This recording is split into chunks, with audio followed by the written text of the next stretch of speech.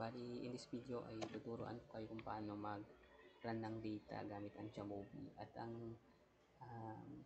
type ng research natin ay isang sample natin dito ay experimental research. No, sample natin example lang dito ay mais, no, yung tinanim natin, at plant height yung parameters natin, at ang research design natin dito ay CRD or Complete Randomized Design, at ito yung format ng ating layout ng Excel sa pag-run ng Jamovi, no. Makikitingnan na lang guys kung paano yung pagkakaayos ng format ng aking mga data, ng template data nitong aking parameters kung paano ko i-run sa Jamovi, no. Experimental research. Tara guys, at buksan natin ang ating Jamovi software. Paano natin i-run? Bali natin dito sa ating software at i-run na natin. Ito, bali kung makikita natin, may variables, data analysis.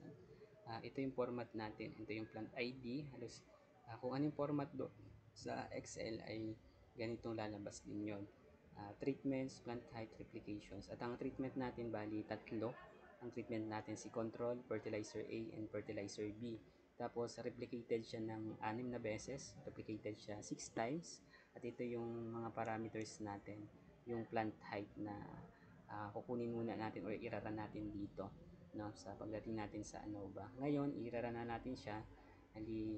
Click natin tong analysis, tapos ANOVA, at ANOVA, yan natin, at ito yung lalabas.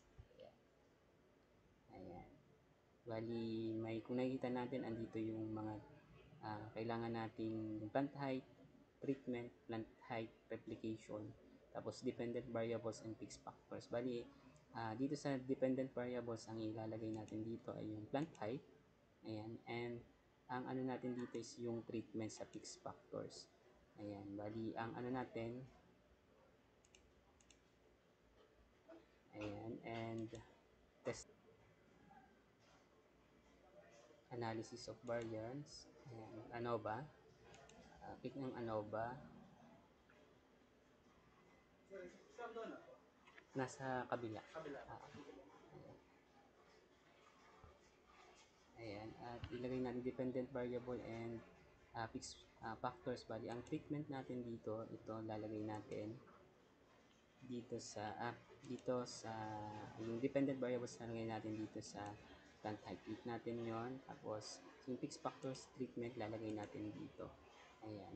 Bali, itong dalawa lang ang kailangan natin dito para mag-run. Tapos magra-run siya ng panibago. Bali, ito yung kailangan natin. Overall, tingnan natin.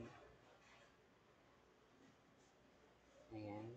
Between treatments, ayan, yung p-value and f-value niya,